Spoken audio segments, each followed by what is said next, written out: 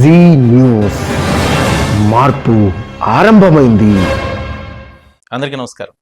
మహారాష్ట్ర ఎన్నికలు ఇప్పుడు భారతదేశం అంతా ఉత్కంఠగా ఎదురు చూస్తుంది. ఎందుకు చూస్తుంది? మహారాష్ట్ర అనేది దేశంలోనే అత్యంత ఉన్నతమైనటువంటి బాగా డబ్బు ఉన్నటువంటి రాష్ట్రం. జీడిపిలో నెంబర్ 1 రాష్ట్రం. మహారాష్ట్రలో ఉన్నటువంటి ముంబై దేశ ఆర్థిక రాజధాని. అంతేకాకుండా భారతదేశంలోనే అత్యంత సంపన్నులు ఉన్నటువంటి రాష్ట్రం మహారాష్ట్ర. ఈ రాష్ట్రంలో పొలిటీషియన్స్ కూడా బాగా రిచ్. ఇక మహారాష్ట్రకు మొదటి నుంచి కూడా చాలా ప్రత్యేకతలు ఉన్నాయి. అంతవరకు చెప్పాలంటే గొప్ప గొప్ప యోధులందరూ అక్కడే పుట్టారనేది అందరూ అనుకుంటున్నటువంటి మాట. ఎందుకంటే శివాజీ మహారాజ్, డాక్టర్ బిఆర్ అంబేద్కర్, ఇప్పుడు ఆర్ఎస్ఎస్ చీఫ్ భగవత్ కూడా మహారాష్ట్రకు చెందినవాడే. ఇంకా మహారాష్ట్రకి ఎన్నో ప్రత్యేకతలు ఉన్నాయి. దేశంలో సెంట్రల్లో ఉండేటువంటి నాగ్పూర్ కూడా మహారాష్ట్రలోనే ఉంది. నాగ్పూర్ కేంద్రంగా దేశ రాజకీయాలు గతంలో బాగా నడిచాయి. చాలా బలమైనటువంటి రాజకీయ పార్టీలు, బలమైనటువంటి రాజకీయ నాయకులు, బలమైనటువంటి ఆర్థిక సంపత్తి కలిగినటువంటి ఉద్దండ పిండాలు మహారాష్ట్రలో ఉన్నాయి. అలాంటి మహారాష్ట్ర రాష్ట్ర ఎన్నికలు ఇప్పుడు జరుగుతున్నాయి.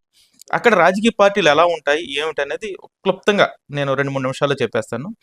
ఇప్పుడు మహారాష్ట్రలో ప్రధానంగా కాంగ్రెస్ పార్టీ, బీజేపీ పోటీ పడుతూ ఉన్నాయి. కానీ మహారాష్ట్రలో ఉన్నటువంటి పరిస్థితుల రీత్యా ఈ 2 ప్రధాన పార్టీలు కూడా లోకల్గా ఉన్నటువంటి పార్టీలతో పొత్తులో వెళితేనే కొద్దిగానే సీట్లు వచ్చే అవకాశం ఉంది.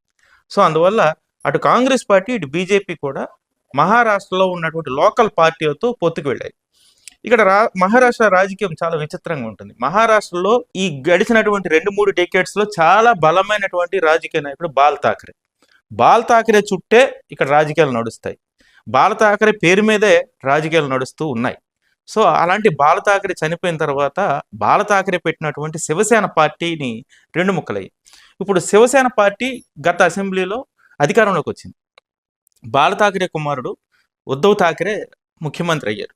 అంతవరకు బాగానే ఉంది. కానీ భారతీయ జనతా పార్టీ ఆ రాష్ట్ర రాజకీయాల్లోకి ఎంటర్ అయ్యి శివసేన పార్టీని 2 ముక్కలు చేసింది. 2 ముక్కలు చేసి ఉద్ధవ్ ఠాకరేని వేరుగా చేసి అదే పార్టీలో ఉన్నటువంటి ఏక్నాథ్ షిండేని బయటికి తీసుకురావడం వల్ల ఆ పార్టీ 2 ముక్కలు అయ్యింది. ఏక్నాథ్ షిండే వర్గానికి బీజేపీ సపోర్ట్ చేసి ఏక్నాథ్ షిండేని ముఖ్యమంత్రి చేసింది. సో ఇప్పుడు ఏక్నాథ్ షిండే ముఖ్యమంత్రిగా శివసేన పార్టీలో ఒక భాగంలో బీజేపీ మద్దతు ముఖ్యమంత్రిగా ఉన్నారు. ఇక అక్కడ ఇంకొక పార్టీ, ప్రధానమైన పార్టీ కాంగ్రెస్ పార్టీ నుంచి విడిపోయినటువంటి ఎన్సీపీ, దీన్ని శరద్ పవార్ లీడ్ చేస్తుంటాడు. శరద్ పవార్ కూడా అక్కడ ముఖ్యమంత్రిగా చేశాడు. చాలా కీలక పదవుల్లో శరద్ పవార్ మహారాష్ట్రలో ఉన్నారు.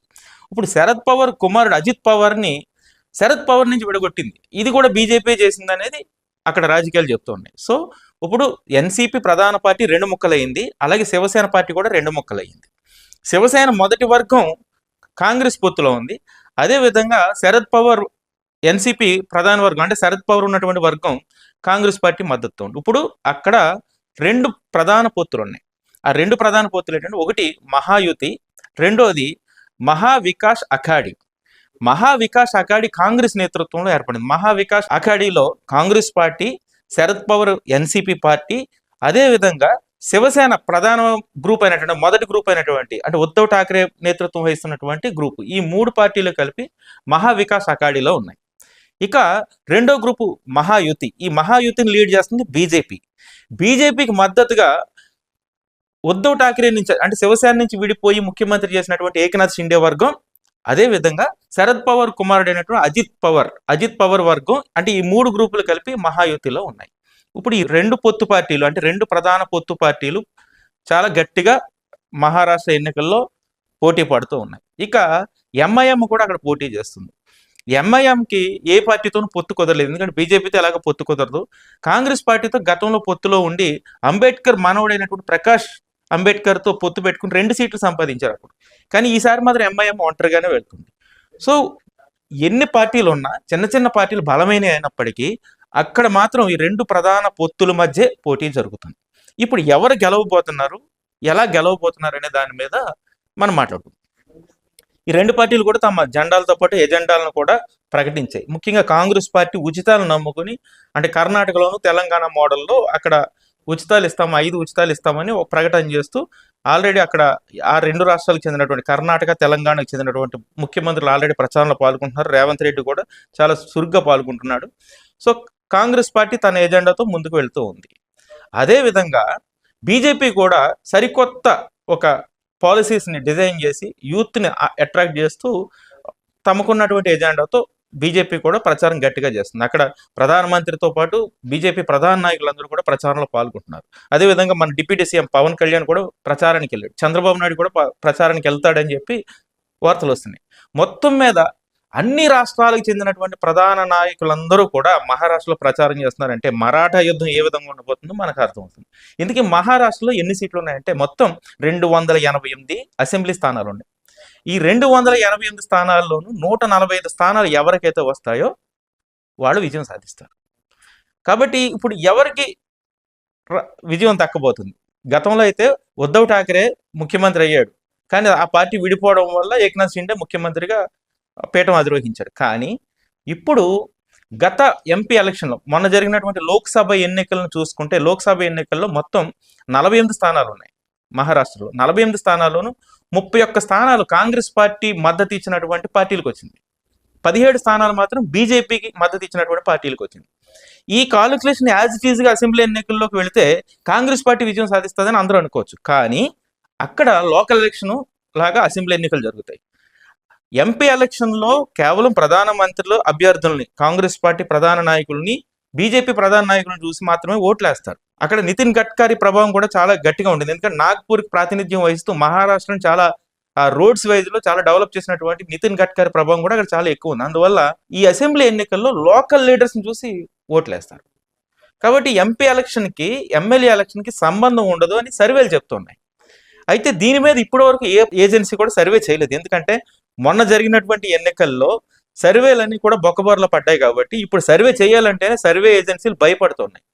అందుకు గాను ఈ మహారాష్ట్రలో ఆయా పార్ట్స్లో ఏ ఏ పార్టీకి బలం ఉంది అనేది మాత్రం చెప్పు ఊరుకున్నాయి. ఈ చూస్తే 2 పార్టీలకు టగ్ ఆఫ్ వార్గా ఉంది. ఒకానొక దశలో బీజేపీకి ఒక మెట్టు ఎక్కువ అవకాశం ఉందనేది సర్వేలు చెప్తూ ఉన్నాయి. అంటే ఏజెన్సీలు చేసినటువంటి సర్వేలు చెప్తున్నాయి.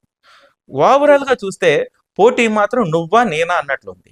ఏ పొత్తుకు ఎవరు ఓటేస్తారనేది అర్థం కాని పరిస్థితి. ఎందుకంటే మొత్తం మహారాష్ట్రలో ఉన్నటువంటి ప్రధాన 6 ప్రాంతాల్లో ఒక్కొక్క ప్రాంతంలోనూ మళ్ళీ సబ్ చేసుకుంటే అక్కడ వేరే నాయకుల ప్రభావం ఉంది.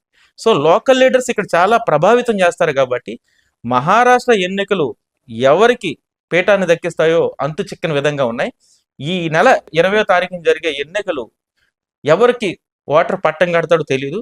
23న వచ్చే రిజల్ట్స్ మాత్రం ఆ రోజు వరకు మనం ఖచ్చితంగా ఎదురు చూడాల్సిన పరిస్థితి ఉంది. చూడాలి మరి మరాఠా సైనికులు, మరాఠా యోధులను ఎవరుగా గుర్తిస్తారో మరాఠా ప్రజలు నిర్ధారించాలి. Thank you.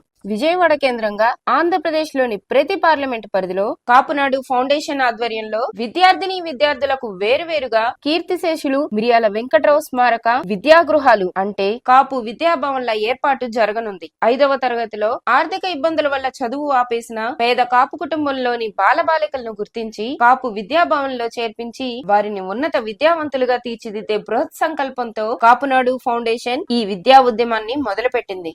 మన సామాజిక వర్గ భవిష్యత్ తరాల్ని విద్యార్థులుగా తీర్చిదిద్దేందుకు మీరు ఈ ఉద్యమంలో పాలు పంచుకోండి. కాపు విద్యాభవన్ ని సందర్శించి తగిన సూచనలు, సలహాలను తెలియచేయండి. యావత్ కాపు సమాజానికి కాపునాడు ఫౌండేషన్ తరఫున ఇదే మా ఆహ్వానం.